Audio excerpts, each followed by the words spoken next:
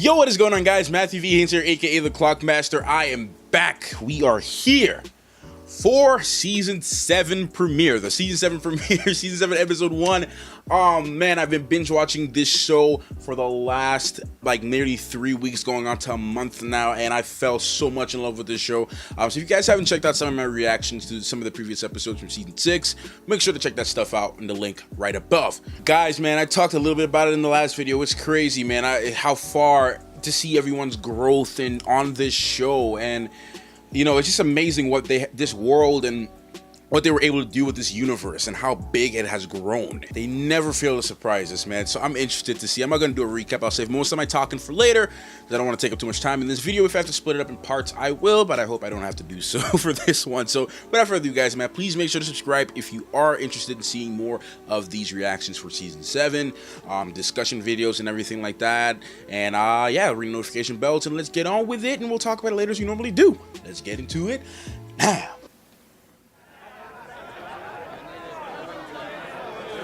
We're also going to see how they died.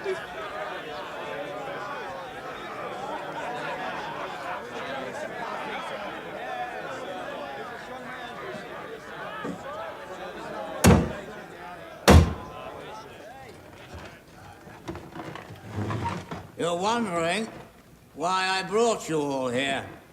After all, we just had a feast. Since when does old Walter give us 2 feasts in a single fortnight? Well, it's no good being Lord of the Riverlands if you can't celebrate with your family. That's what I say.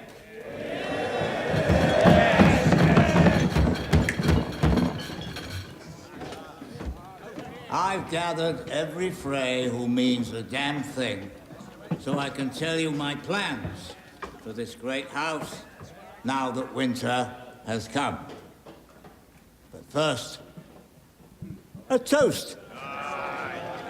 No more of that Dornish horse piss. This is the finest Arbor gold. Proper wine for proper heroes.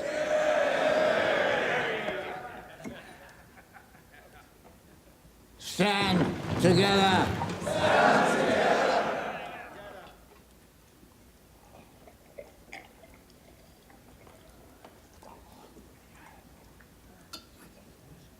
Not you.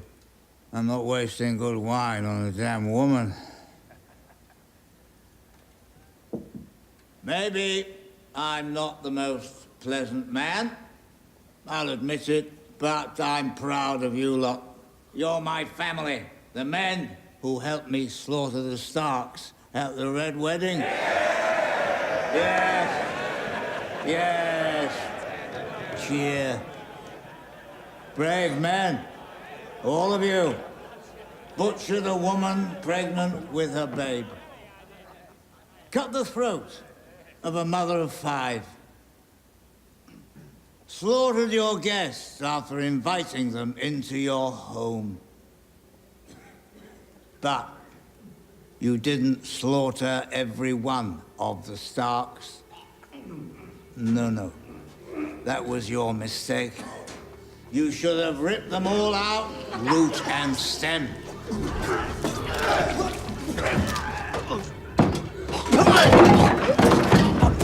Leave one wolf alive, and the sheep are never safe. But how though?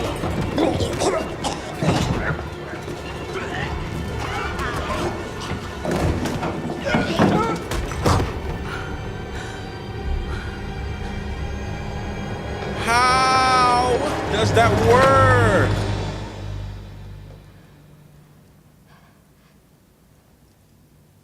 When people ask you what happened here, tell them the North remembers. Tell them winter came for House Frey. How does she able to speak like him though? Well,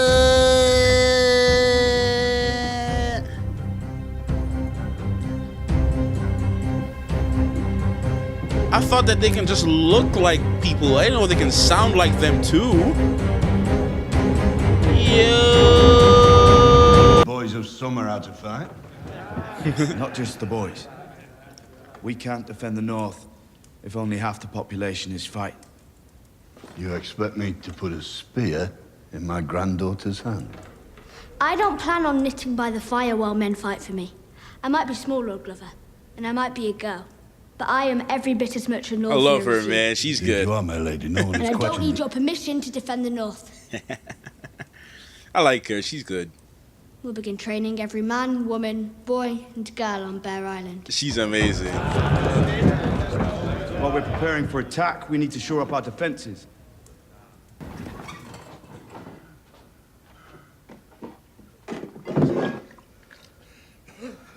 Ew. Ugh. Yeah. Ah.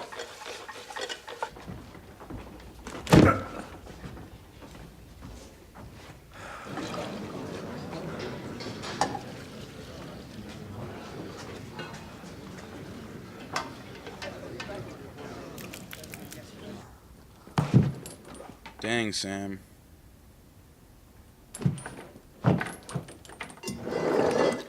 Oh, why do you have to show it to us? Ah, it looks like the same thing. Ugh.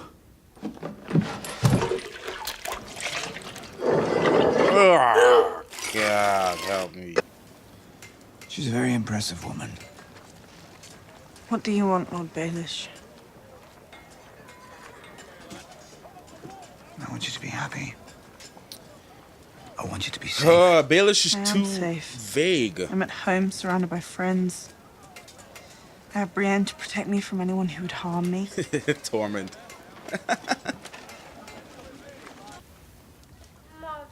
Look at them. You should really sleep, Sam. The dead don't.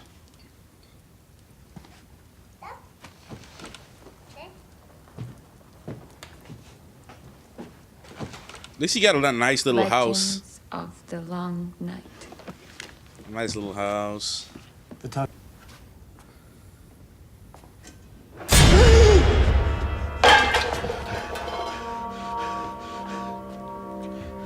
Has she come yet? Who? The Dragon Queen. Daenerys Stormborn. That's Jorah. Haven't heard anything. That's Jorah.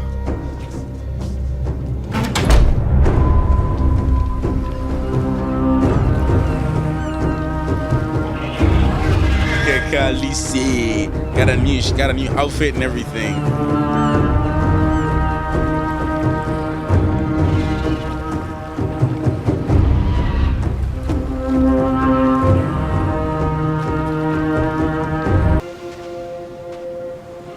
Got new boots, everything. Look at her. She's looking like a queen for sure.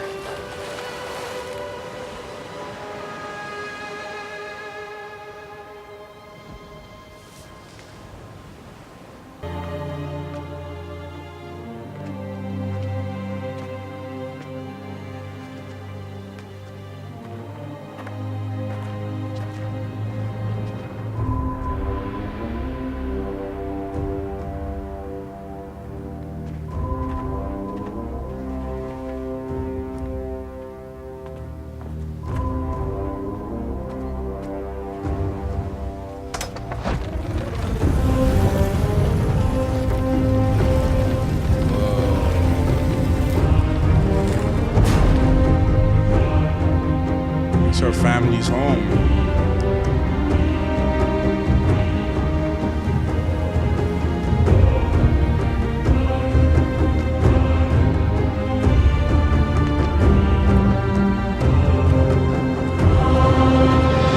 Nice. Wow, this place.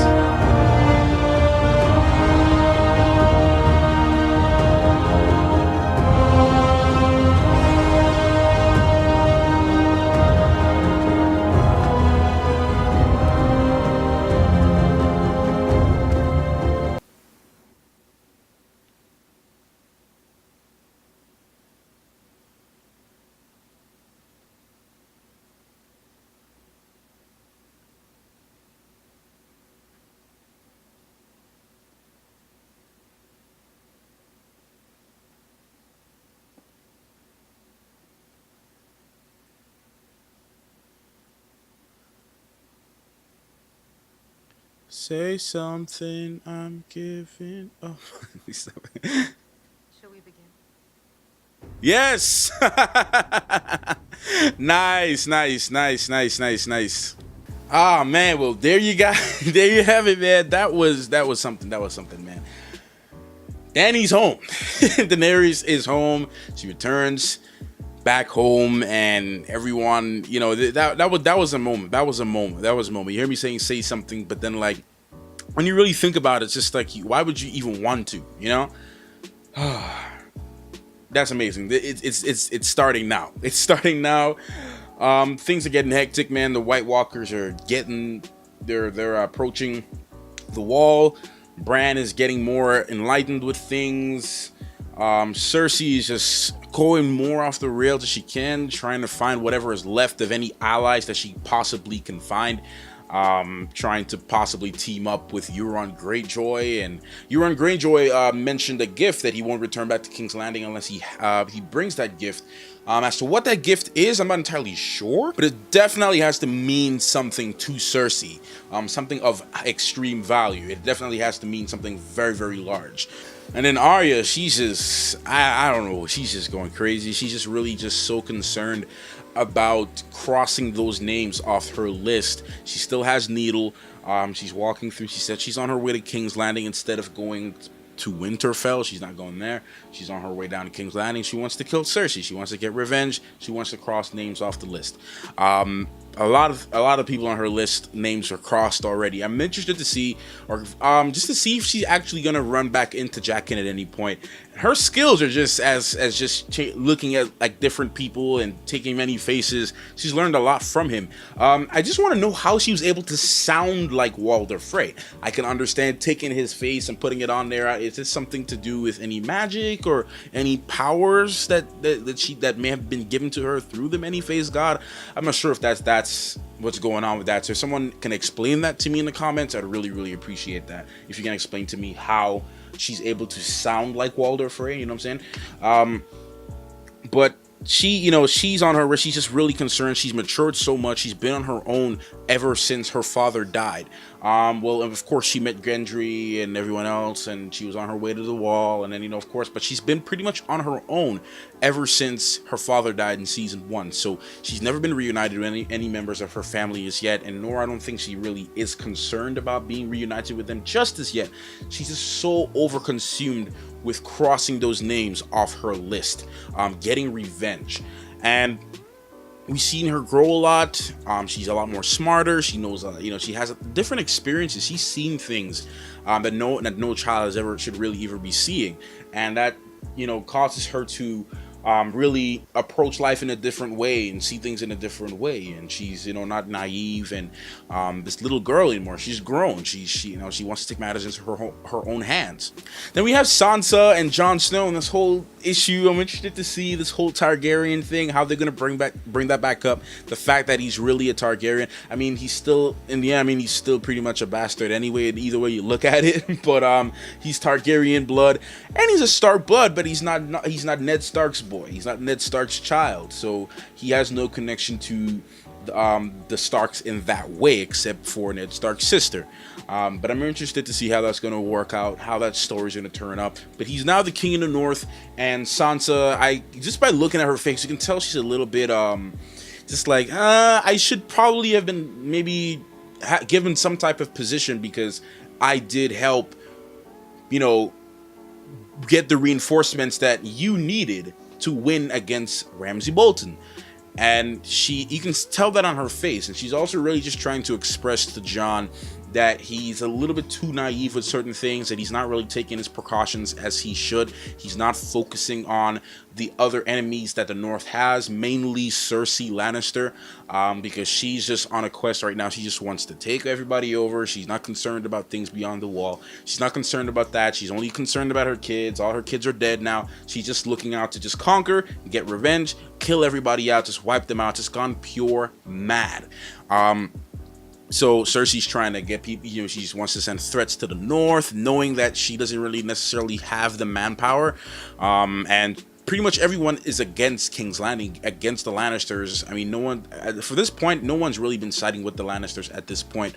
Olenna Tyrell, she appears to be working with the Dornish women, but she seems to be working with them. And I don't know what Varys is doing. I have no clue what Varys is doing. I think he was maybe just there to get reinforcements, maybe possibly securing more people like the Dorns to come and aid Daenerys. So there's that. But then Dany, I mean, she's just, she's really doing her thing now. She's really coming full-fledged.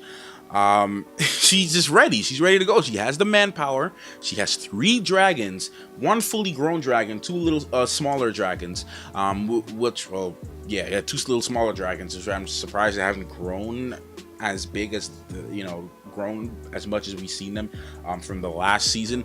But they've grown, and she has 3 big dragons, army, all this kind of stuff behind her, allies, ships. She's ready. She pretty much has the manpower right now to take over King's Landing, take over the Iron Throne, and reestablish whatever thing it is with the 7 kingdoms.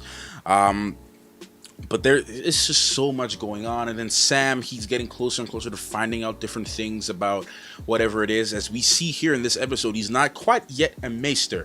And it didn't necessarily go the way that we thought it would go. He's more or less just working, cleaning people's poop up, giving food, cleaning bathrooms, whatever it is. Just basically working there. He's not actually studying, but you can tell that he's, reading different things on his own when he gets the time, and he stole the book from that restricted area to do some research on things, because he's mainly concerned. His thought is because he's seen the White Walkers. So him and Jon, they've seen the White Walkers. They know what's out there. So even the wildlings, they know what's out there. So Jon and Sam, they're so consumed with just what's beyond the wall, and they want to defend it. He wants to defend it. He wants to get the knowledge he can to help Jon and to help everybody else, because he just wants to help.